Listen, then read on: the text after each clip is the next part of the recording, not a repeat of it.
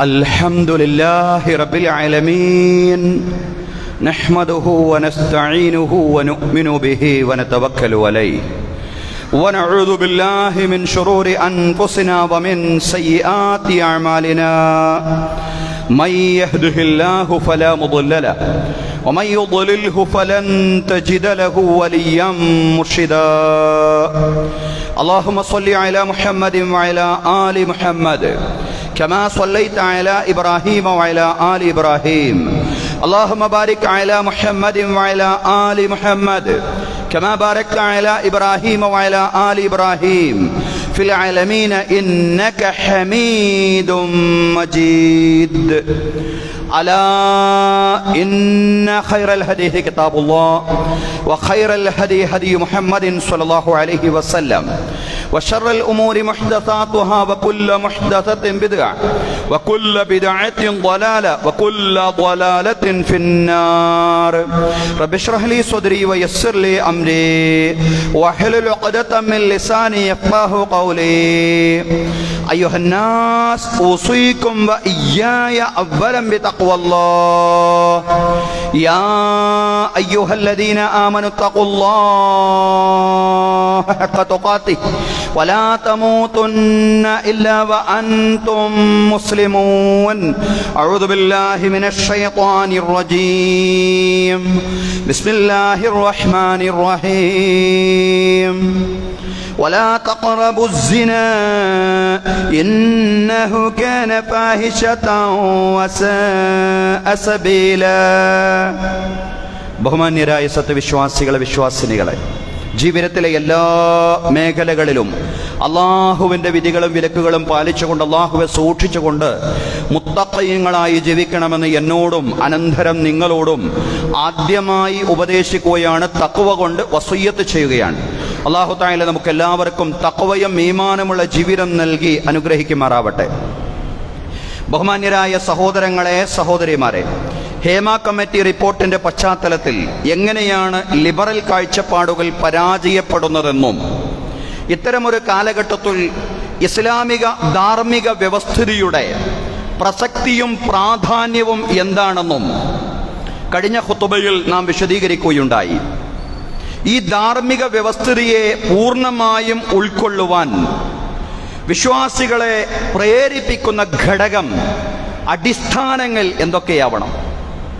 ഇസ്ലാമിക ധാർമ്മിക വ്യവസ്ഥിതിയുടെ പ്രാധാന്യം സഗൗരവം സമൂഹത്തിൽ ചർച്ച ചെയ്യപ്പെടേണ്ടുന്ന ഒരു കാലഘട്ടത്തിൽ ആ ധാർമ്മിക വ്യവസ്ഥിതിയെ ഉൾക്കൊള്ളുന്നതിൽ, അതിനെ അക്ഷരം പ്രതി ജീവിതത്തിൽ പാലിക്കുന്നതിലും അതിനെ പ്രചരിപ്പിക്കുന്നതിലും വിശ്വാസികളെ പ്രചോദിപ്പിക്കുന്ന അടിസ്ഥാന കാര്യങ്ങൾ എന്തൊക്കെയാവണം എന്നതാണ് ഇന്നത്തെ ഖുതുബ. അള്ളാഹു പറയാനും കേൾക്കാനും നമുക്ക് തൗഫീഖ് നൽകി അനുഗ്രഹിക്കുമാറാവട്ടെ.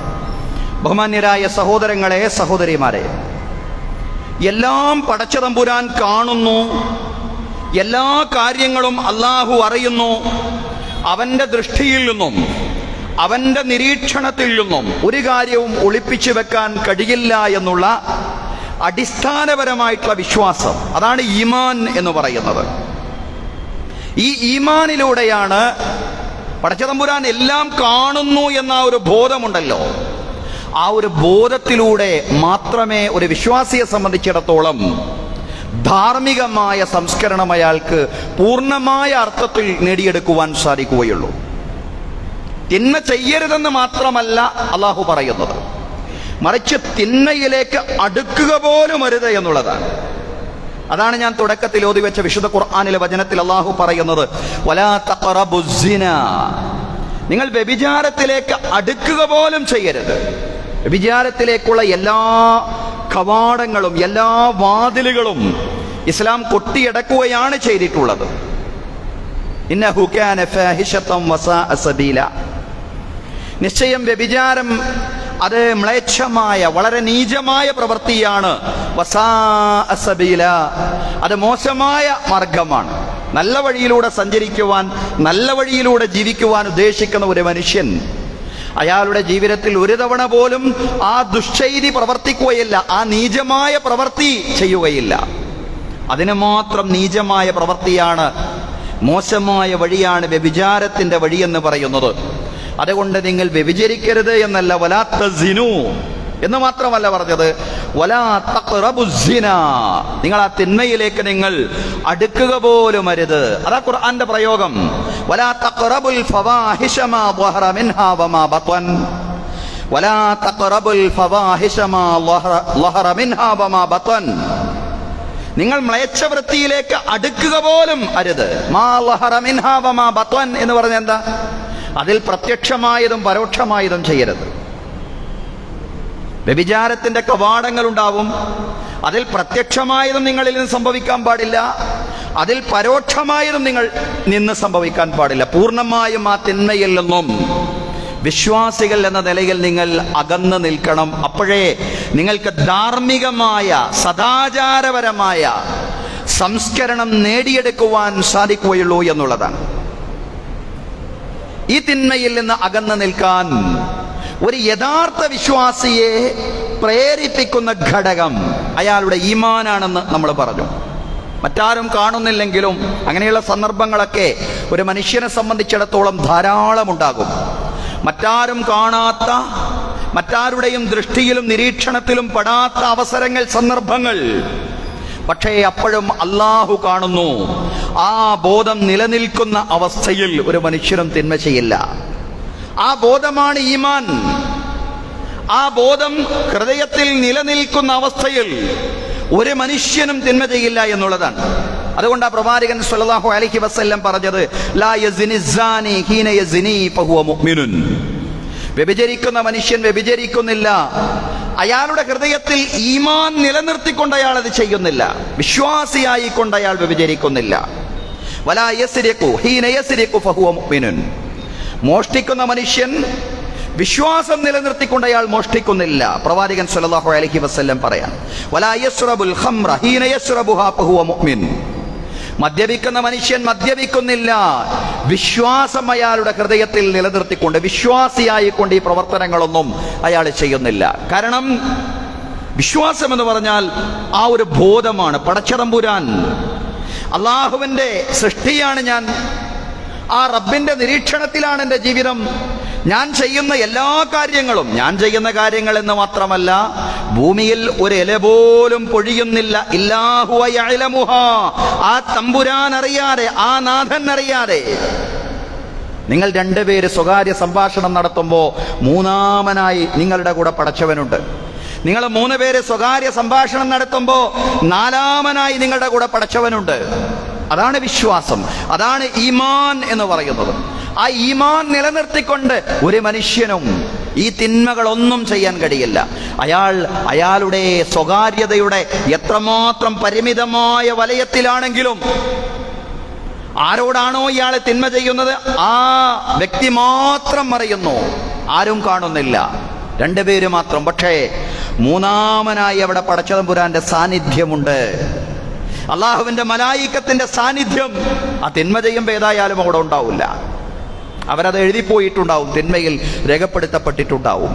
ഏതായാലും പടച്ചതമ്പുരാൻ ഇതറിയുന്നു, ഇത് കാണുന്നു എന്നുള്ള ചിന്ത, ആ ബോധമാണ് ഒരു മനുഷ്യനെ സംബന്ധിച്ചിടത്തോളം തിന്മകളിൽ നിന്ന്, അധാർമികതയിൽ നിന്ന് അകന്നു നിൽക്കുവാൻ പ്രേരിപ്പിക്കുന്ന ഘടകം എന്ന് പറയുന്നു. അല്ലാഹ് ഇത് അറിയുന്നു എന്നുള്ള ബോധം മാത്രമല്ല വേണ്ടത്, മറിച്ച് പടച്ചതമ്പുരാൻ ഏറ്റവും അധികം ഈർഷ്യമുള്ള, ഏറ്റവും അധികം ദേഷ്യമുള്ള, കോപമുള്ള ഘട്ടമാണ്. അള്ളാഹുവിന്റെ അടിമ ഈ തിന്മ ചെയ്യുമ്പോൾ റബ്ബിന് ഏറെ കോപമാണ്, ഏറെ ദേഷ്യമാണ്. യാ ഉമ്മത്ത മുഹമ്മദ്, പ്രവാചകൻ സ്വല്ലല്ലാഹു അലൈഹി വസല്ലം പറയാം, മുഹമ്മദ് നബിയുടെ സമുദായമേ, വല്ലാഹി മാ മിൻ അഹദിൻ അഗ്യറു മിനല്ലാഹ്. നിങ്ങൾ ചിന്തിക്കും പോലെയല്ല, അള്ളാഹിനേക്കാൾ ഈർഷ്യമുള്ള മറ്റാരുമില്ല, അള്ളാഹുവിനേക്കാൾ കോപമുള്ള മറ്റാരുമില്ല. എപ്പോഴാണ് പടച്ചവൻ ഏറ്റവും അധികം കോപമുള്ളത്? അള്ളാഹുവിന്റെ അടിമയായ പുരുഷൻ, അതല്ലെങ്കിൽ അള്ളാഹുവിന്റെ അടിമയായ സ്ത്രീ വ്യഭിചാരം ചെയ്യുമ്പോഴാണ് അള്ളാഹുവിന് ഏറ്റവും അധികം ദേഷ്യമുള്ളത്, ഏറ്റവും അധികം ഈർഷ്യയുള്ളത്, കോപമുള്ളത്. അള്ളാഹ് പ്രകോപിതനാണ് ഈ തിന്മ അടിമയുടെ ഭാഗത്ത് സംഭവിക്കുമ്പോ. പ്രകോപിതനാണെന്ന് മാത്രമല്ല, അല്ലാഹു അങ്ങേയറ്റം പ്രകോപിതനാണ്. ആ വ്യഭിചാരത്തിന്റെ ശിക്ഷയോ അത് നരകശിക്ഷയാണ്, നരകത്തിലെ ഭീകരമായ ശിക്ഷയാണ്. ആ ശിക്ഷയെക്കുറിച്ച് കൂടി ചിന്തിച്ചാലോ പിന്നെ അതിലേക്ക് അടുക്കുക പോലുമില്ല എന്നുള്ള, അതിനെക്കുറിച്ച് ചിന്തിക്കുക പോലുമില്ല മനുഷ്യൻ. അല്ലാഹു അറിയുന്നു ഈ കാര്യം. അതെത്ര സ്വകാര്യമായിട്ട് ചെയ്യുന്നതാണെങ്കിലും റബ്ബറിയുന്നു.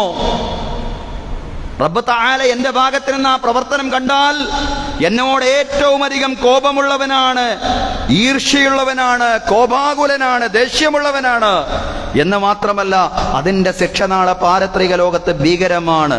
സുഇല റസൂലുള്ളാഹി സ്വല്ലല്ലാഹു അലൈഹി വസല്ലം അൻ അക്സരി മാ യുദ്ഖിലുൻ നാസൽ ജന്ന.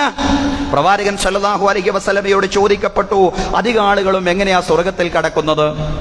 അധിക ആളുകളും സ്വർഗ്ഗത്തിൽ കടക്കുന്നത് എങ്ങനെയാണ്? ഫഖാല തഖ്വല്ലാഹി വഹുസ്നുൽ ഖുലുഖ്.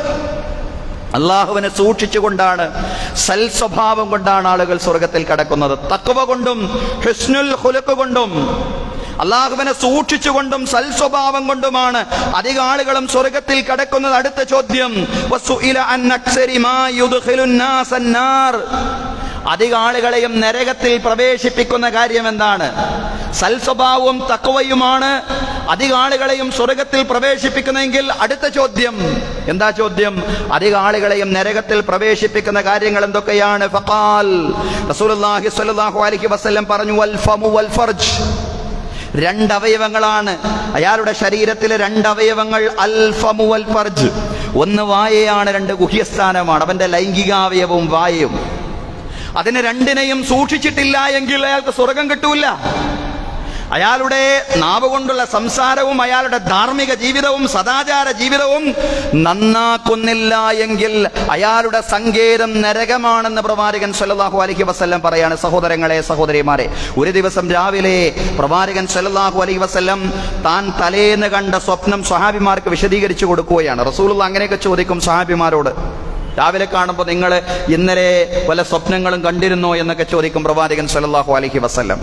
വ്യാഖ്യാനം പറയേണ്ടുന്ന സ്വപ്നമാണെങ്കിൽ ഇടയ്ക്കൊക്കെ പ്രവാചകൻ അതിന്റെ വ്യാഖ്യാനവും പറയാറുണ്ടായിരുന്നു. ഏതായാലും പ്രവാചകൻ സ്വല്ലല്ലാഹു അലൈഹി വസല്ലം സ്വഹാബിമാർക്ക് താൻ ഇന്നലെ കണ്ട ഒരു സ്വപ്നം ഇങ്ങനെ വിശദീകരിച്ചു കൊടുക്കുകയാണ്.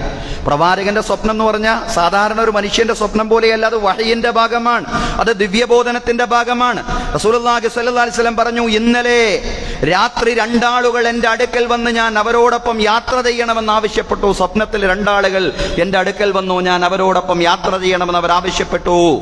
അവരാവശ്യപ്പെട്ടതനുസരിച്ച് ഞാൻ അവരുടെ കൂടെ യാത്ര പുറപ്പെട്ടു.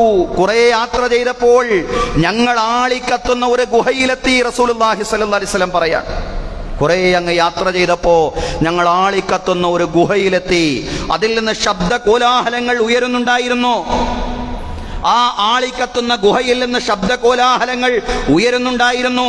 ഞങ്ങൾ ആ ഗുഹയിലേക്ക് എത്തി നോക്കി. ഫൈദാ ഫീഹി റിജാലും വനിസാഉൻ ഉറാത്ത്.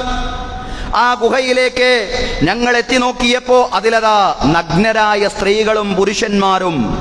വൈദാഹും യഅതീഹിം ലഹബും മിൻ അസ്ഫല മിൻഹും.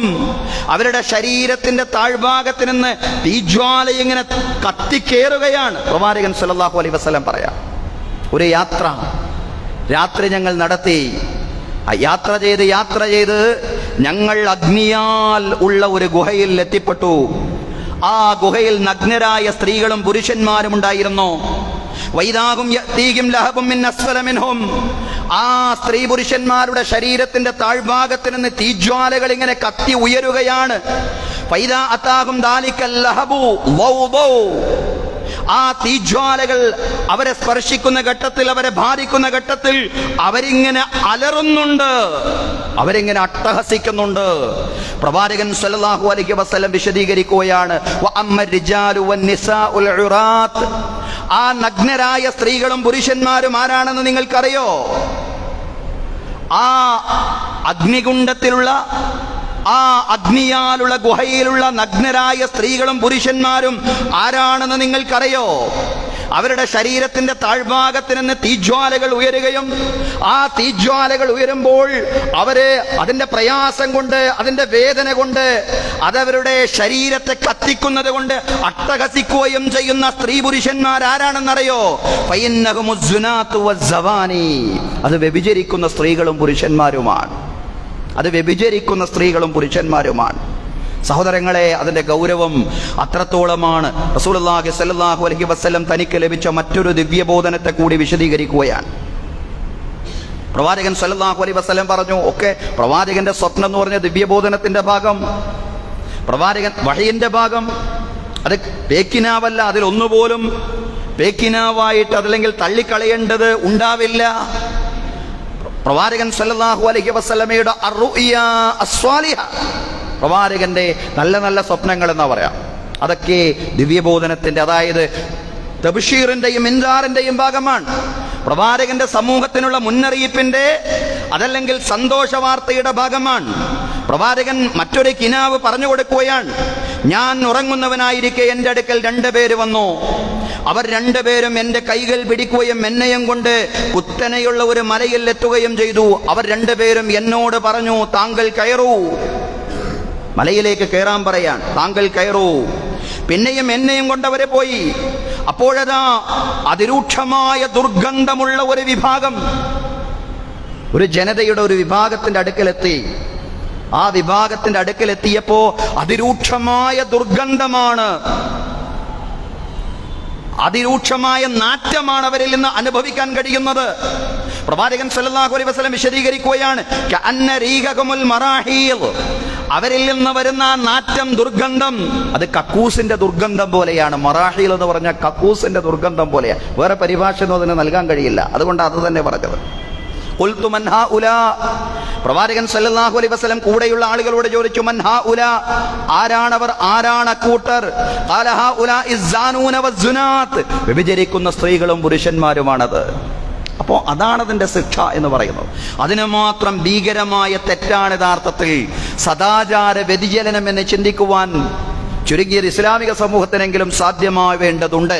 ഈ ഒരു പശ്ചാത്തലത്തിൽ TV തുറന്നാലും പേപ്പർ തുറന്നാലും എല്ലാം ഇത്തരം കഥകൾ വായിച്ചു കൊണ്ടിരിക്കുന്ന ഘട്ടത്തിൽ നമ്മൾ മറ്റുള്ളവരിലേക്ക് വിരൽ ചൂണ്ടുന്നതിന് പകരമായി അതിൽ നിന്ന് വല്ലതും, ആ തിന്മ അതിൻ്റെ ആ പ്രകടമായ രൂപത്തിൽ ഒരാളിൽ നിന്ന് സംഭവിച്ചിട്ടില്ലെങ്കിലും ആ തിന്മയുടെ കവാടത്തിലൂടെ പോകാൻ പാടില്ല എന്ന, നിന്റെ നാവിന് വ്യഭിചാരമുണ്ട്, അത്തരം കാര്യങ്ങൾ സംസാരിക്കലാണ്. നിന്റെ കണ്ണിന് വ്യഭിചാരമുണ്ട്, ഹറാമായ കാര്യങ്ങളിലേക്ക് നോക്കലാണ്.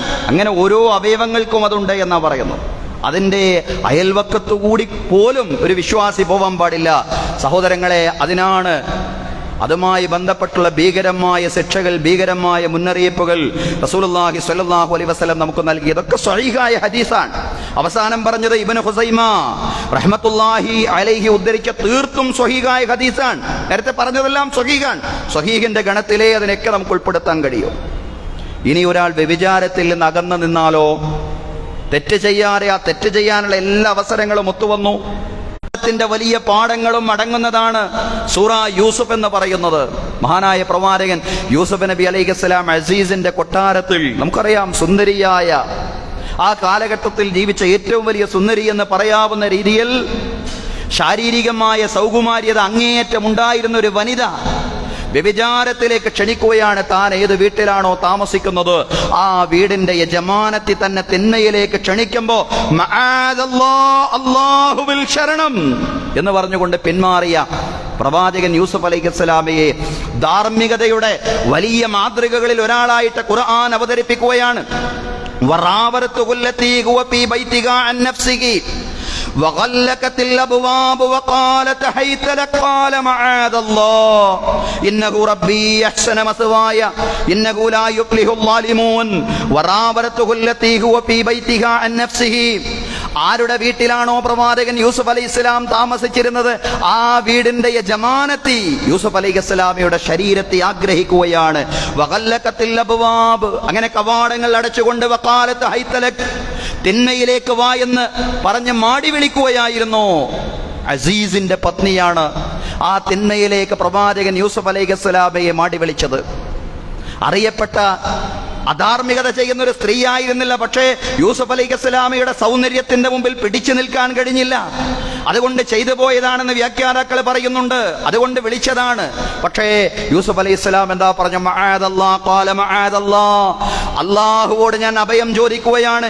ഇന്നഹു റബ്ബി അഹ്സന മസ്വായ, നിശ്ചയം അവനാണ് എൻ്റെ രക്ഷിതാവ്, എനിക്ക് ഏറ്റവും നല്ല താമസം നൽകിയ പടച്ചവൻ. ഇന്നഹു ലാ യുഫ്ലിഹുൽ ളാലിമൂൻ, അവന്റെ വഴിയിൽ നിന്ന് എന്തൊക്കെ പ്രലോഭനങ്ങൾ ഉണ്ടായാലും എന്തൊക്കെ വശീകരണങ്ങൾ ഉണ്ടായാലും അവന്റെ വഴിയിൽ നിന്ന് വ്യതിചലിക്കുന്ന പ്രശ്നമില്ല. ഇന്നഹു ലാ യുഫ്ലിഹുൽ ളാലിമൂൻ, അക്രമികളായ ആളുകൾ വിജയിക്കുകയില്ല. അള്ളാഹുവിന്റെ വഴിയിൽ നിന്ന് അവസരങ്ങൾക്കൊത്ത് വ്യതിചലിക്കുന്ന ആളുകളുണ്ടല്ലോ, അവരാണ് ഇവിടെ അക്രമികൾ.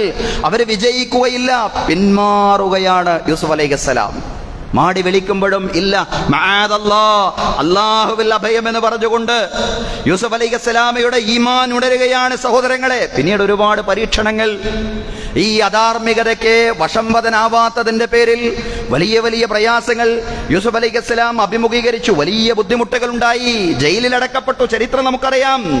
പക്ഷേ പിന്നീട് എന്താണ് നമ്മൾ കാണുന്നത്? ഈജിപ്തിന്റെ തന്നെ ഭരണാധികാരിയായി എല്ലാ അർത്ഥത്തിലും തന്റെ ശുദ്ധി ജനങ്ങളുടെ മുമ്പിൽ തെളിയിച്ചുകൊണ്ട്, തന്റെ ധാർമ്മിക വിശുദ്ധി ജനങ്ങളുടെ മുമ്പിൽ തെളിയിച്ചുകൊണ്ട് ഈജിപ്തിലെ ഭരണാധികാരിയായി മഹാനായ പ്രവാചകൻ യൂസുഫ് അലൈഹിസ്സലാം രംഗത്ത് വരികയാണ്. അള്ളാഹ് കൈവിടൂല സഹോദരങ്ങളെ. ധാർമ്മിക വിശുദ്ധി കൈകൊണ്ട ആളുകൾ ഏത് പരസ്യത്തിലും അതീവ രഹസ്യത്തിലും ധാർമ്മിക വിശുദ്ധി കൈകൊള്ളുന്ന ആളുകളുണ്ടല്ലോ, അവരെ അല്ലാഹു തആല കൈവെടിയില്ല എന്നതിന്റെ ഏറ്റവും വലിയ തെളിവ് സൂറത്ത് യൂസുഫാണ്. യൂസുഫ് അലൈഹിസ്സലാമയുടെ ചരിത്രമാണ് സഹോദരങ്ങളെ, സഹോദരിമാരെ. അങ്ങനെ എത്രയെത്ര ചരിത്രങ്ങൾ. യൂസുഫ് നബിയുടെ ചരിത്രം മാത്രമല്ല, പ്രവാചകൻ സല്ലല്ലാഹു അലൈഹി വസല്ലം നമുക്ക് പറഞ്ഞു തന്ന ധാരാളം ചരിത്രങ്ങളുണ്ടല്ലോ. ഇസ്രായേലിയരുടെ ചരിത്രങ്ങൾ. 3 പേരൊരു യാത്ര പുറപ്പെട്ടു. അവരൊരു ഗുഹയിൽ പ്രവേശിച്ചു. ഗുഹയിൽ പ്രവേശിച്ചപ്പോൾ എന്താ സംഭവിച്ചത്? അതിൽ ഉറങ്ങാൻ വേണ്ടി, അതിൽ വിശ്രമിക്കാൻ വേണ്ടി പ്രവേശിച്ചതാണ്. പക്ഷേ ഒരു വലിയ പാറക്കല്ലിങ്ങനെ ഉരുണ്ടുരുണ്ട് വന്ന് ഗുഹാമുഖം അടഞ്ഞുപോയി. അവർക്ക് പുറത്തു കിടക്കാൻ കഴിയുന്നില്ല, പുറത്തു കിടക്കാൻ സാധിക്കുന്നില്ല. എന്ത് ചെയ്യണമെന്നറിയാതെ എല്ലാവരും പരിഭ്രാന്തിയിൽ അകപ്പെട്ടു നിൽക്കുന്ന ഘട്ടത്തിൽ 3 പേരും പരസ്പരം അങ്ങോട്ടും ഇങ്ങോട്ടും ചർച്ച ചെയ്തൊരു തീരുമാനത്തിലെത്തുകയാണ്. നമ്മൾ ചെയ്ത ഏറ്റവും നല്ല സുഹൃതങ്ങളുണ്ടല്ലോ, ആ സുഹൃതങ്ങളെ മുൻനിർത്തിക്കൊണ്ട് നമ്മൾ പ്രാർത്ഥിക്കാം. നമുക്ക് പ്രാർത്ഥിക്കാം. നമ്മൾ ചെയ്ത ഏറ്റവും നല്ല സുഹൃതങ്ങളെ മുൻനിർത്തിക്കൊണ്ട് നമുക്ക് റബ്ബിനോട് പ്രാർത്ഥിക്കാം. പടച്ച റബ്ബ് നമ്മെ സഹായിച്ചേക്കും. അങ്ങനെ അവരെ പ്രാർത്ഥിക്കാൻ തുടങ്ങുകയാണ്. ഓരോരുത്തരും അവരുടെ പ്രാർത്ഥന നടത്തുകയാണ്. ഒരു മനുഷ്യൻ, ഒരു ചെറുപ്പക്കാരൻ നടത്തുന്ന പ്രാർത്ഥന, 3 പേരിൽ ഒരാൾ നടത്തുന്ന പ്രാർത്ഥന എന്താണെന്നറിയോ? അല്ലാഹുവേ, എനിക്കൊരു പിതൃവ്യ പുത്രി ഉണ്ടായിരുന്നു, അവരെ ഞാൻ അങ്ങേയറ്റം സ്നേഹിക്കുകയും അവരോട് ഒരു വേളയെങ്കിലും ശാരീരിക ബന്ധം വളരെയേറെ ആഗ്രഹിക്കുകയും ചെയ്തു. ഒരിക്കൽ അവർ വല്ലാത്തൊരു സാമ്പത്തിക പ്രതിസന്ധിയിൽ അകപ്പെട്ടുകൊണ്ട് എൻ്റെ മുമ്പിൽ വന്നു. അത് വലിയൊരു അവസരമാണ് അവരോടുള്ള ബന്ധം സാക്ഷാത്കരിക്കാൻ, അവരോട് ശാരീരിക ബന്ധം പുലർത്താൻ. അത് നല്ല അവസരമാണെന്ന് മനസ്സിലാക്കി ശാരീരിക ബന്ധം പുലർത്തണം എന്ന ആവശ്യം മുന്നിൽ വെച്ചുകൊണ്ട് ഞാൻ അവർക്ക് 120 ദീനാർ കൊടുത്തു. അവരത് സ്വീകരിച്ചു, പ്രയാസം കൊണ്ട് സ്വീകരിച്ചു പോയി. അവർ എൻ്റെ ആവശ്യത്തോട് അവർക്ക് തൃപ്തി ഉണ്ടായത് കൊണ്ടൊന്നുമല്ല, പക്ഷേ അവരുടെ സാമ്പത്തിക പ്രയാസം കൊണ്ട്, ബുദ്ധിമുട്ട് കൊണ്ട് അവരത് സ്വീകരിച്ചു പോയി. എല്ലാ അവസരങ്ങളും ഒത്തുവന്ന ഘട്ടത്തിൽ ആ പെൺകുട്ടി പറഞ്ഞു, ഇത്തഖില്ലാഹ്, നിങ്ങൾ അല്ലാഹുവിനെ സൂക്ഷിക്കണം, അള്ളാഹുവിന് നിരക്കാത്ത കാര്യങ്ങളൊന്നും ചെയ്തേക്കരുത്. ഇത്തഖില്ലാഹ്, അള്ളാഹുവിനെ സൂക്ഷിക്കണം പടച്ചവനെ. ആ പെൺകുട്ടി ഇത്തഖില്ലാഹ് എന്ന് പറഞ്ഞപ്പോൾ റബ്ബേ, ഞാൻ നിന്നെക്കുറിച്ച് ചിന്തിച്ചു. അല്ലാഹുവേ, മറ്റാരും ഇത് കാണുന്നില്ലെങ്കിലും, ഞാനും ആ പെൺകുട്ടിയുമല്ലാതെ മറ്റാരും അവിടെ ഇല്ലെങ്കിലും റബ്ബേ, നീ ഇത് കാണുന്നുണ്ടല്ലോ എന്നുള്ള ചിന്തയാൽ, ആ ബോധത്താൽ മാത്രം ആ തിന്മയിൽ നിന്ന് പടച്ചവനെ ഞാൻ പിന്മാറി. അല്ലാഹുവേ, اللهم إن كنت فعلت ذلك ابتغاء وجهك فافرج عنا ما نحن فيه. അല്ലാഹുവേ, ഞാനിത് ചെയ്തത് നിന്റെ വജഹ്, നിന്റെ പ്രീതി മാത്രം ആഗ്രഹിച്ചുകൊണ്ടാണെങ്കിൽ, അല്ലാഹ് നിനക്കറിയാലോ, ഞാനിത് ചെയ്തത് നിന്റെ പ്രീതി മാത്രം ആഗ്രഹിച്ചുകൊണ്ടാണെങ്കിൽ, അല്ലാഹുവേ, ഈ പ്രയാസത്തിൽ നിന്ന് ഞങ്ങൾക്കൊരു തുറസ് നൽകണമേ, ഞങ്ങളെ തുറന്നു വിടണമേ. ഈ മനുഷ്യൻ പ്രാർത്ഥിച്ചപ്പോൾ, ഈ ചെറുപ്പക്കാരൻ പ്രാർത്ഥിച്ചപ്പോൾ പാറക്കല്ല് അല്പം നീങ്ങിയെന്ന, പിന്നെ 2 പേര് കൂടി പ്രാർത്ഥിച്ചപ്പോൾ പാറക്കല്ല് പൂർണ്ണമായും നീങ്ങുകയും അവർക്ക് രക്ഷപ്പെടാനുള്ള അവസരം ഉണ്ടാവുകയും ചെയ്തുവെന്ന. സഹോദരങ്ങളെ, ധാർമ്മിക വിശുദ്ധി കൈകൊണ്ട മനുഷ്യരുണ്ടല്ലോ, അവരെ പടച്ചറബ് കൈവിടില്ല. ഈ ദുനിയാവിൽ തന്നെ അതിന്റെ ഗുണം അവരനുഭവിക്കും എന്നുള്ളതാണ്. ഹുജ്ജത്തുൽ ഇസ്ലാം അബൂ ഹാമിദുൽ ഗസാലി തൻ്റെ ഇഹ്യാ ഉലൂമുദ്ദീനിൽ ഒരു ചരിത്രം പറയുന്നുണ്ട്, ഒരു സംഭവം പറയുന്നുണ്ട്. അതായത് താബിഉകളിൽ പ്രസിദ്ധനായ ഒരു പണ്ഡിതനായിരുന്നു, മദീനയിൽ താമസിച്ചിരുന്ന ഒരു ഫഖീഹായിരുന്നു, കർമ്മശാസ്ത്ര പണ്ഡിതനായിരുന്നു സുലൈമാൻ ഇബ്നു യസാർ റഹ്മത്തുള്ളാഹി അലൈഹി. വലിയ ഫഖീഹാൻ, വലിയ കർമ്മശാസ്ത്ര പണ്ഡിതനാണ്. അതോടൊപ്പം അദ്ദേഹം അതീവ സുന്ദരനാണ്, നല്ല കോമളനായ സുന്ദരനായ ഒരു ചെറുപ്പക്കാരൻ. ഒരു പ്രാവശ്യം അദ്ദേഹം മദീനയിൽ നിന്നും ഹജ്ജിനായി തന്റെ കൂട്ടുകാരനോടൊപ്പം മക്കയിലേക്ക് പുറപ്പെടുകയാണ്. മക്കയിലേക്ക് പുറപ്പെട്ടു. മക്കയിലേക്ക് പോകുന്ന വഴിയിൽ അബവാ എന്ന സ്ഥലത്തിറങ്ങി വിശ്രമിച്ചു. സുലൈമാൻ ഇബ്നു യസാർ റഹ്മത്തുള്ളാഹി അലൈഹിയും തന്റെ കൂട്ടുകാരനും അബവാ എന്ന സ്ഥലത്തിറങ്ങി വിശ്രമിച്ചു. ഹുജ്ജത്തുൽ ഇസ്ലാം അബൂ ഹാമിദുൽ ഗസാലി അദ്ദേഹത്തിന്റെ ഇഹ്യായിൽ വിശദീകരിക്കുന്ന ചരിത്രമാണ്. അങ്ങനെ അബവാ എന്ന പ്രദേശത്ത് വിശ്രമിക്കുമ്പോൾ കൂട്ടുകാരൻ ആഹാര സാധനങ്ങൾ വാങ്ങാൻ വേണ്ടി മാർക്കറ്റിൽ പോയി. അവരുടെ കൂടാരത്തിന് സമീപത്ത് ഒരു വലിയ പർവ്വതമുണ്ടായിരുന്നു.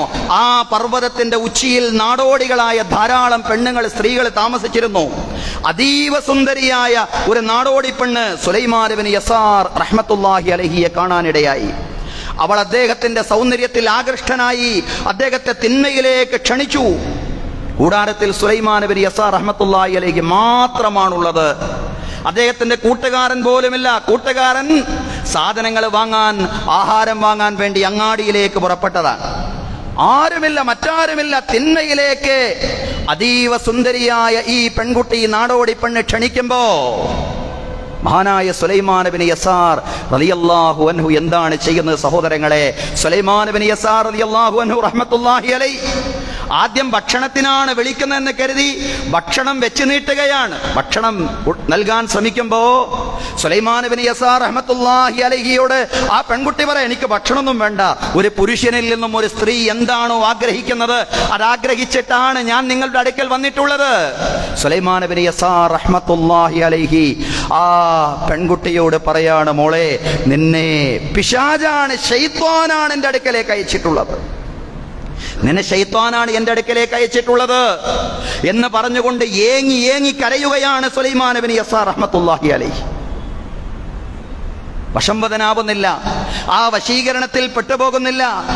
അദ്ദേഹത്തിന്റെ കരച്ചിലിന്റെ ശക്തി കണ്ട്, ഏങ്ങി ഏങ്ങി കരയുന്നത് കണ്ട് ആ പെൺകുട്ടിയാകെ പരിഭ്രാന്തിയിലാവുകയും ലജ്ജ തോന്നിയ ആ പെൺകുട്ടി പിൻവാങ്ങുകയും ചെയ്തു എന്നാണ്. സഹോദരങ്ങളെ, അങ്ങനെ കൂട്ടുകാരൻ വന്നു, ഭക്ഷണമൊക്കെ കഴിച്ച് അബവായിൽ നിന്നും അവർ നേരെ മക്കയിലേക്ക് പുറപ്പെടുകയാണ്. ഹജ്ജ് ചെയ്യാൻ വേണ്ടിയാണല്ലോ പുറപ്പാട്. മസ്ജിദുൽ ഹറാമിൽ ചെന്ന് കുറച്ചു നേരം വിശ്രമിച്ചു.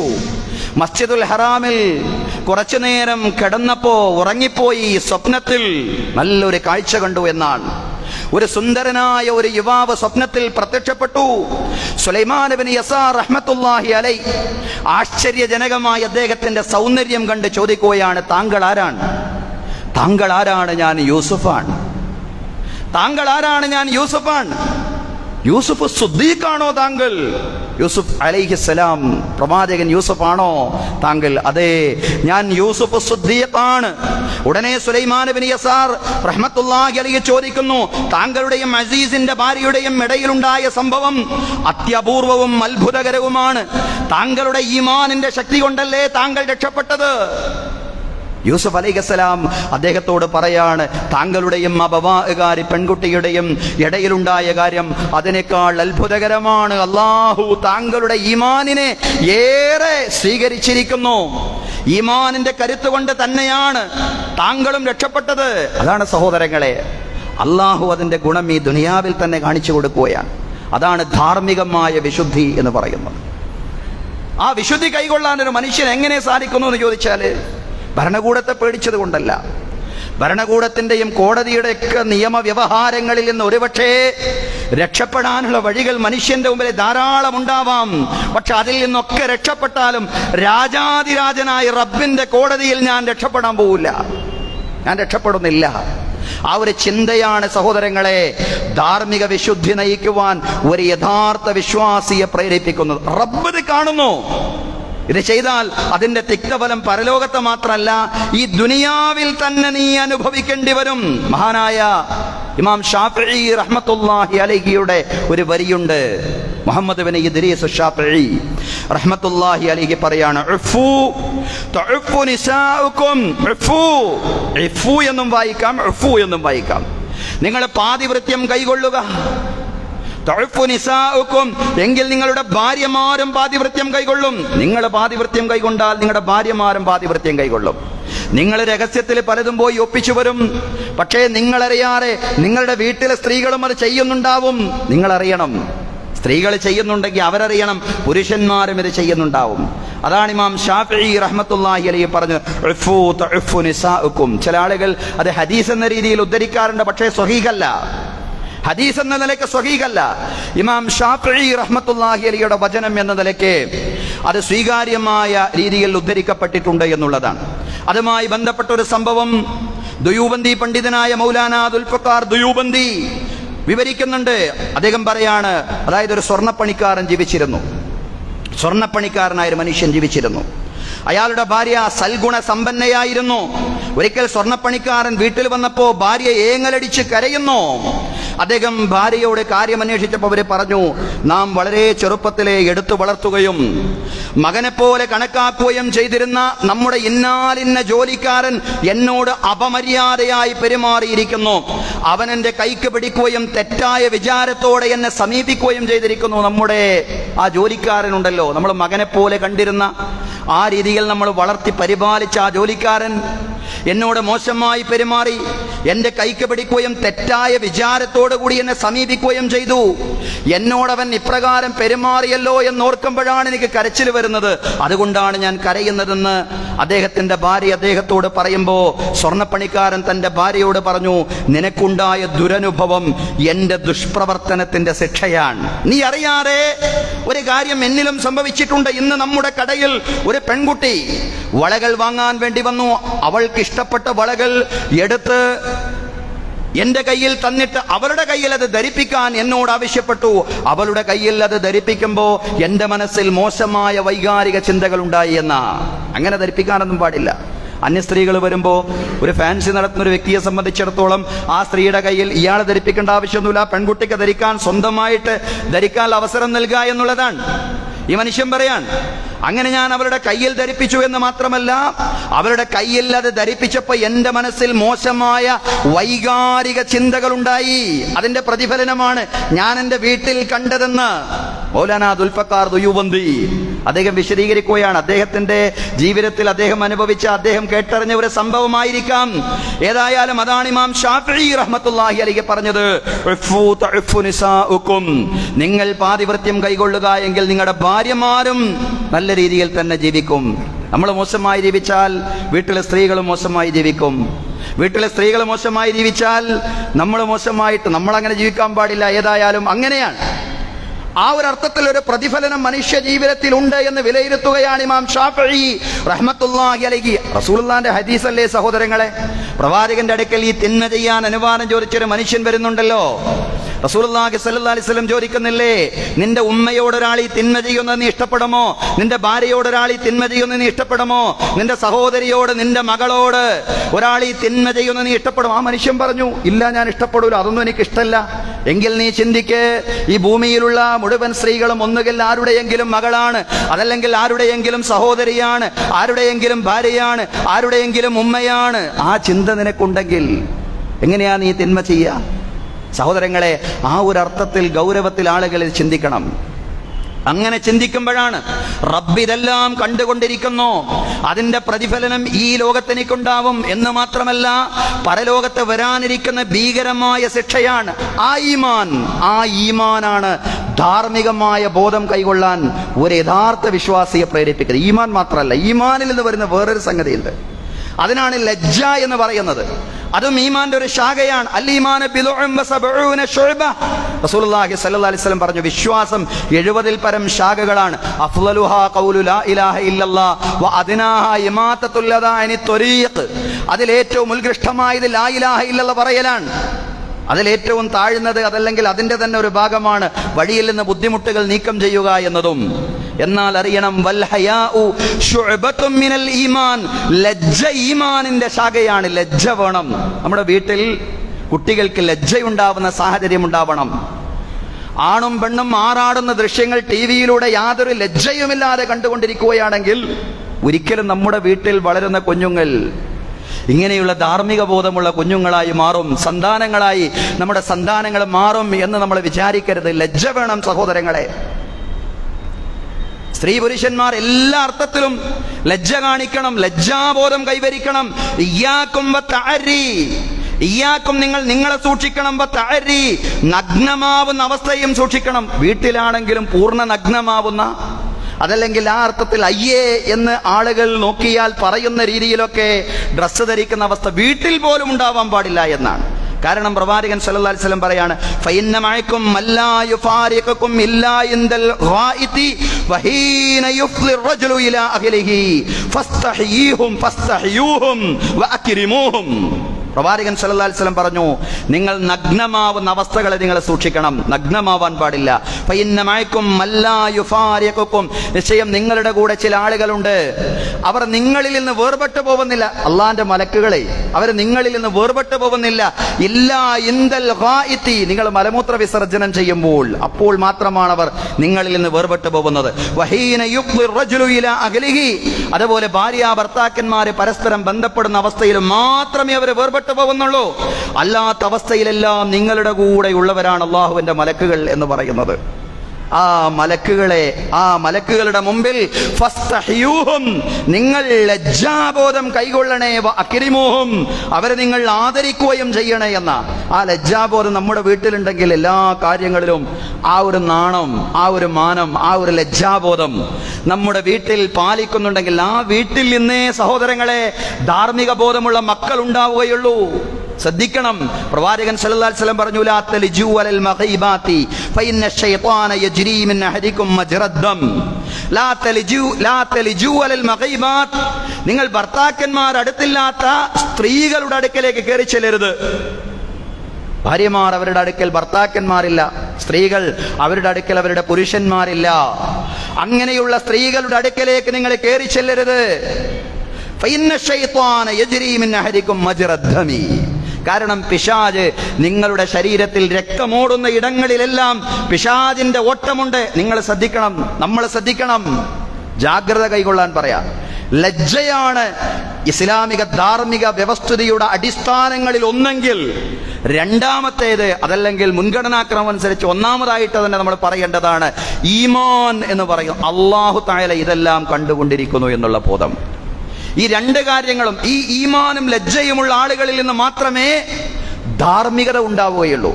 അതില്ലെങ്കിൽ ആ രണ്ട് കാര്യങ്ങളെ കൈവെടിഞ്ഞാൽ അവിടെയാണ് ധാർമ്മിക അരാജകത്വം സമൂഹത്തിൽ ഉണ്ടാവുന്നത്. അതിന്റെ ചർച്ചകളാണ് ഇന്ന് നാം സമൂഹത്തിൽ കേട്ടുകൊണ്ടിരിക്കുന്നത്. ആരെയാ അനുകരിക്കുന്നത്? പടിഞ്ഞാറിനെയാണ് അനുകരിക്കുന്നത്. പടിഞ്ഞാറിനെ അനുകരിച്ചതിന്റെ തിക്തഫലം സമൂഹം ഇന്ന് അനുഭവിച്ചു കൊണ്ടിരിക്കുകയാണ്. അത് അനുകരിക്കുന്നത് ഒരിക്കലും അനുകരിക്കാൻ പറ്റാത്ത മേഖലയാണ്. അനുകരിക്കാവുന്ന ധാരാളം മേഖല പടിഞ്ഞാറിലുണ്ട്, അതിലേക്ക് നമുക്ക് വരാം. പക്ഷെ അതനുകരിക്കുന്നില്ല. ഒരിക്കലും മാതൃകയാക്കാൻ പറ്റാത്തതാണ് പടിഞ്ഞാറിന്റെ ധാർമ്മികതയെ സംബന്ധിച്ചുള്ള കാഴ്ചപ്പാടെന്ന് പറയുന്നത്. ഷെയ്ഖ് ഖർളാവി അദ്ദേഹം പറയുന്നുണ്ട് റഹ്മത്തുള്ളാഹി അലൈഹി, പാശ്ചാത്യരുടെ സ്വതന്ത്ര ലൈംഗികത ഇതര ജനവിഭാഗങ്ങളിലും വളർന്നു കഴിഞ്ഞിരിക്കുന്നു. അദ്ദേഹം പറയാണ്, അദ്ദേഹത്തിന്റെ ഖുതുബയിൽ തന്നെ അദ്ദേഹം ഒരു പ്രാവശ്യം പരാമർശിച്ച വചനങ്ങളാണിത്. അദ്ദേഹം പറയാണ്, പാശ്ചാത്യരുടെ സ്വതന്ത്ര ലൈംഗികത ഇതര ജനവിഭാഗങ്ങളിലും വളർന്നു കഴിഞ്ഞിരിക്കുന്നു. അമേരിക്കയുടെയും പാശ്ചാത്യരുടെയും വൃത്തികേടുകൾ മുഴുവൻ ലോകവും അനുകരിക്കുന്നു. അതാണ് ലോകത്തിന്റെ വലിയൊരു പ്രശ്നമെന്ന് പറയുന്നത്. പാശ്ചാത്യരുടെ സ്വതന്ത്ര ലൈംഗികതയെ അനുകരിക്കാനുള്ള ശ്രമം. അതേ അവസരം തന്നെ ഖർളാവി പറയാണ്, അവരുടെ ശാസ്ത്രബോധം, അവരുടെ സാങ്കേതിക വിദ്യ, അവരുടെ ചിട്ടയാർന്ന സംഘാടക മികവ്, ഇതിനൊന്നും അനുകരിക്കാൻ പൗരസ്ത്യ രാജ്യങ്ങളിലുള്ള ആളുകൾ മറ്റുള്ളവരെ തയ്യാറാവുന്നില്ല.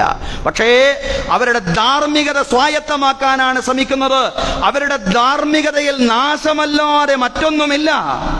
അതിനനുകരിക്കുമ്പോഴാണ് സമൂഹങ്ങൾ നശിച്ചു പോകുന്നത്. സഹോദരങ്ങളെ, സഹോദരിമാരെ, അതുകൊണ്ട് ധാർമ്മികതയിൽ ശരിയായ വഴിയിലുള്ളത് നമ്മളാണ്, വിശ്വാസികളാണ്, ദീനിന്റെ വക്താക്കളാണ് എന്നുള്ള ബോധം നമുക്കെങ്കിലും ചുരുങ്ങിയത് ഉണ്ടാവേണ്ടതുണ്ട്.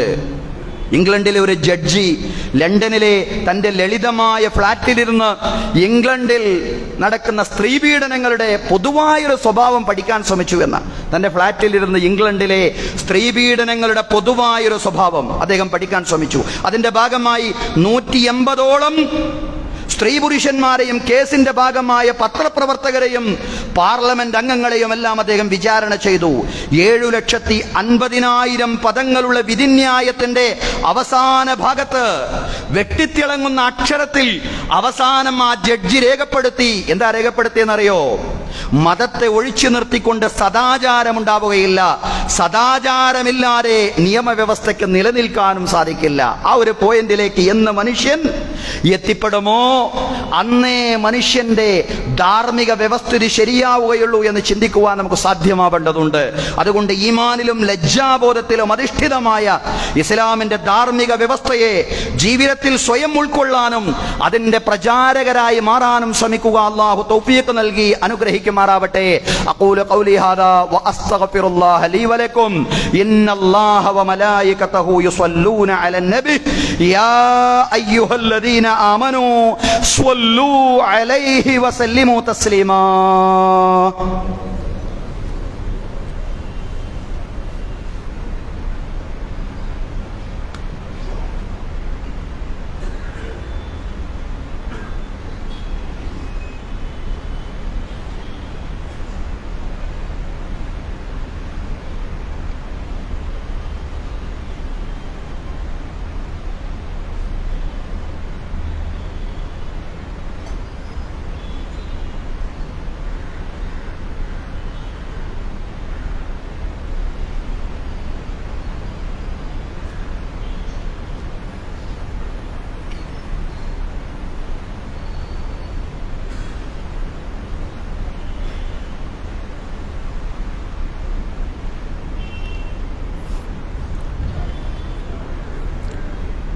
അൽഹംദുലില്ലാഹി റബ്ബിൽ ആലമീൻ വസ്സലാത്തു വസ്സലാമു അലർ റസൂലിൽ അമീൻ മുഹമ്മദിൻ വഅലാ ആലിഹി വസ്വഹ്ബിഹി അജ്മഈൻ.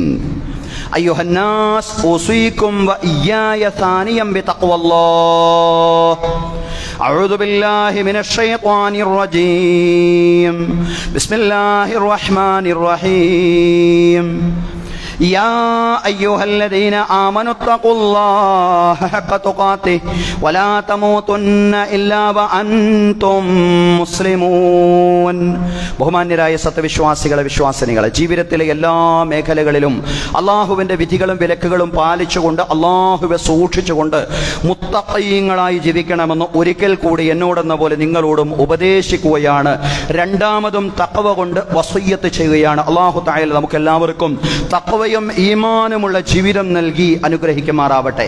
ബഹുമാന്യരായ സഹോദരങ്ങളെ, സഹോദരിമാരെ, ഒരു കാര്യം പ്രത്യേകമായി ഉണർത്താനുണ്ട്. അതായത് ഇന്നത്തെ ദിവസമല്ല, അടുത്ത വെള്ളിയാഴ്ച 6-ാം തീയതി വെള്ളിയാഴ്ച മുതൽ നമ്മുടെ മീലാദ് പ്രഭാഷണ പരമ്പര ആരംഭിക്കുകയാണ്. എല്ലാ വർഷത്തേതിലും പോലെ മഗ്രിബ് മുതൽ ഇശാ വരെയായിരിക്കും നമ്മുടെ മീലാദ് പ്രഭാഷണം നടക്കുക. അതുകൊണ്ട് സഹോദരങ്ങളെല്ലാം തന്നെ ദീനീ സംസ്കരണവുമായി ബന്ധപ്പെട്ടുകൊണ്ടുള്ള നല്ല നല്ല ഉപദേശങ്ങളാണ് ഓരോ പ്രസംഗങ്ങളും എന്ന് പറയുന്ന ആ ഗൗരവത്തിൽ അതിനെ കണ്ടുകൊണ്ട് കുടുംബസമേതം നമ്മുടെ മീലാദ് പ്രഭാഷണ പരമ്പരയ്ക്ക് ആ പ്രഭാഷണ പരമ്പരയുള്ള മുഴുവൻ ദിവസങ്ങളിലും എത്തിപ്പെടണമെന്ന് പ്രത്യേകമായിട്ട് ഉണർത്തുകയാണ്. അല്ലാഹു തആല നമ്മുടെ എല്ലാ സംരംഭങ്ങളെയും, അല്ലാഹു തആല നമ്മുടെ എല്ലാ പരിപാടികളെയും പൂർണ്ണമായ അർത്ഥത്തിൽ തന്നെ വിജയിപ്പിക്കുമാറാവട്ടെ. അല്ലാഹു നമ്മെ ഇവിടെ ഒരുമിച്ച് കൂട്ടിയതുപോലെ നാളെ അവൻ്റെ നിരവധി അനുഗ്രഹങ്ങൾ നിറഞ്ഞ ജന്നാത്തുൽ ഫിർദൗസിലും ഒരുമിച്ച് കൂട്ടുമാറാവട്ടെ. അല്ലാഹു തആല നമ്മുടെ എല്ലാ പ്രവർത്തനങ്ങളും അവൻ്റെ പ്രീതിയിലും അവൻ്റെ പൊരുത്തത്തിലുമാക്കി തീർക്കുമാറാവട്ടെ. നമ്മിൽ നിന്ന് മരണപ്പെട്ടു പോയി നമ്മുടെ മാതാപിതാക്കൾ, ബന്ധുമിത്രാദികൾ, അയൽവാസികൾ എല്ലാവർക്കും അല്ലാഹു മഗ്ഫിറത്തും റഹ്മത്തും പ്രദാനം ചെയ്യുമാറാവട്ടെ. ദുആ കൊണ്ട് വസിയത്ത് ചെയ്ത ഒരുപാട് ആളുകളുണ്ട്. ബന്ധപ്പെട്ട ഏറ്റവും അടുത്ത് നിൽക്കുന്ന ആളുകൾ, മരണപ്പെട്ടു പോയവർ, അവരുടെ മരിച്ചുപോയ ആളുകൾക്ക് വേണ്ടി ദുആ കൊണ്ട് വസിയത്ത് ചെയ്തിട്ടുണ്ട്. അല്ലാഹു തആല നമ്മിൽ നിന്ന് മരിച്ചുപോയ ആളുകൾ, നമ്മുടെ വസിയത്ത് ചെയ്ത ആളുകളാണെങ്കിലും അല്ലാത്ത ആളുകളാണെങ്കിലും എല്ലാവർക്കും അല്ലാഹു തആല പൂർണ്ണമായ മഗ്ഫിറത്തും റഹ്മത്തും നൽകി അനുഗ്രഹിക്കുമാറാവട്ടെ. അവരുടെയും നമ്മുടെയും ബർസഖി ജീവിതം, ഖബർ ജീവിതം കണ്ണെത്താ ദൂരത്തോളം വിശാലമാക്കി തരുമാറാവട്ടെ, വിശാലമാക്കി കൊടുക്കുമാറാവട്ടെ.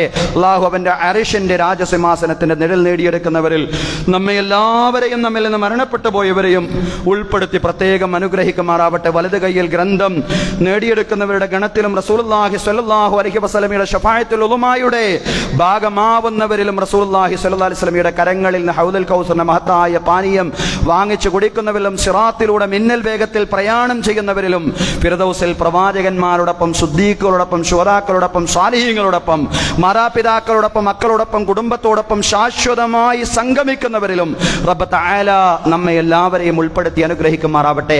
അല്ലാഹു തആല നമുക്ക് ധാർമ്മിക ബോധം നൽകി അനുഗ്രഹിക്കുമാറാവട്ടെ. ഇസ്ലാമിക ധാർമ്മിക വ്യവസ്ഥിതിയെ സമൂഹത്തിൽ പ്രചരിപ്പിക്കുവാനുള്ള ഇച്ഛാശക്തിയും എല്ലാ അർത്ഥത്തിലുള്ള ധാർമ്മികമായ കരുത്തും റബ്ബ് തആല നമുക്ക് എല്ലാവർക്കും നമ്മുടെ സന്താനങ്ങൾക്കും നമ്മുടെ കുടുംബാംഗങ്ങൾക്കും അല്ലാഹു പ്രത്യേകം നൽകി അനുഗ്രഹിക്കുമാറാവട്ടെ. അപകട മരണങ്ങളിൽ നിന്നും പെട്ടെന്നുള്ള മരണങ്ങളിൽ നിന്നും മാരകമായ രോഗങ്ങളിൽ നിന്നും മറ്റെല്ലാ ദുരിതങ്ങളിൽ നിന്നും നമ്മെ എല്ലാവരെയും അല്ലാഹു രക്ഷപ്പെടുത്തി അനുഗ്രഹിക്കുമാറാവട്ടെ. അല്ലാഹു തആല നമുക്കും നമ്മുടെ മക്കൾക്കും തഖ്വയും ഈമാനും വർദ്ധിപ്പിക്കുമാറാവട്ടെ. അല്ലാഹു തആല നമ്മുടെ മക്കൾക്ക് ഉയർന്ന ജോലിയും ഉന്നത വിദ്യാഭ്യാസവും അതുപോലെ തന്നെ നാളെയുടെ വാഗ്ദാനങ്ങളാവാനുള്ള ആ വലിയ ശേഷിയും ഉമ്മത്തിന്റെ പ്രതീക്ഷയും നാടിന്റെ പ്രതീക്ഷയും ഒക്കെയാക്കി അല്ലാഹു തആല നമ്മുടെ എല്ലാവരുടെയും സന്താനങ്ങളെയും നമ്മുടെ പേരമക്കളെയും നമ്മുടെ ബന്ധപ്പെട്ട എല്ലാ യുവാക്കളെയും അല്ലാഹു തആല മാറ്റുമാറാവട്ടെ. അല്ലാഹുവേ, ഫലസ്തീൻ മക്കളെ നീ സഹായിക്കണമേ റബ്ബേ. അല്ലാഹുവേ, ഗസ്സ നിവാസികളെ നീ സഹായിക്കണമേ റബ്ബേ. അല്ലാഹുവേ, റഫയിലെയും ഗസ്സയിലെയും സ്ത്രീകളെയും കുഞ്ഞുങ്ങളെയും പ്രയാസപ്പെടുന്ന എല്ലാ ദുർബല ജനവിഭാഗങ്ങളോടും നീ അലിവ് കാണിക്കണമേ റബ്ബേ. അല്ലാഹുവേ, നീ കൃപ കാണിക്കണമേ റബ്ബേ. അല്ലാഹുവേ, നീ കാരുണ്യം കാണിക്കണമേ തമ്പുരാനെ. അല്ലാഹ് പടച്ചവനെ, എല്ലാത്തരം സാമ്പത്തിക പ്രതിസന്ധികളിൽ നിന്നും ബുദ്ധിമുട്ടുകളിൽ നിന്നും ബാധ്യതകളിൽ നിന്നും ഞങ്ങളുടെ എല്ലാവരുടെയും പിരടികളെ നീ മോചിപ്പിക്കണമേ തമ്പുരാനെ. അല്ലാഹുമ്മ അർദ അൻ അബീ ബക്കർ വഉമർ വഉസ്മാൻ വഅലി വഅൻ ബഖിയത്തി സ്വഹാബത്തി വസ്വഹാബിയ്യത്തി കുല്ലിഹിം അജ്മഈൻ. അല്ലാഹുമ്മ ഗ്ഫിർ ലിൽ മുഅ്മിനീന വൽ മുഅ്മിനാത്ത് വൽ മുസ്ലിമീന വൽ മുസ്ലിമാത്ത് അൽ അഹ്യാ മിൻഹും വൽ അംവാത്ത് ഇന്നക മുജീബുദ് ദഅവാതി യാ ഖാദിയൽ ഹാജാത്ത്. അല്ലാഹുമ്മ അജിർനാ മിനൻ നാർ. അല്ലാഹുമ്മ അജിർനാ മിനൻ നാർ. അല്ലാഹുമ്മ അജിർനാ മിനൻ നാർ. അല്ലാഹുമ്മ ലാ തുഅദ്ദിബ്നാ ബിൻ നാർ വലാ തജഅൽനാ മിൻ ഹതബിൻ നാർ ഇന്നഹാ ബിഅസദ് ദാർ വബിഅസൽ മസ്വാ വബിഅസൽ ഖറാർ. അല്ലാഹുമ്മ ലാ തജഅൽ ഫീ ഖുലൂബിനാ ഗില്ലൻ ലില്ലദീന ആമനൂ റബ്ബനാ ഇന്നക അൻത റഊഫുർ റഹീം. റബ്ബനാ ആതിനാ ഫിദ് ദുനിയാ ഹസന വഫിൽ ആഖിറതി ഹസനതൻ വഖിനാ അദാബൻ നാർ. വസ്സല്ലല്ലാഹു അലാ സയ്യിദിനാ മുഹമ്മദിൻ വഅലാ ആലിഹി വസ്വഹ്ബിഹി അജ്മഈൻ വൽഹംദുലില്ലാഹി റബ്ബിൽ ആലമീൻ.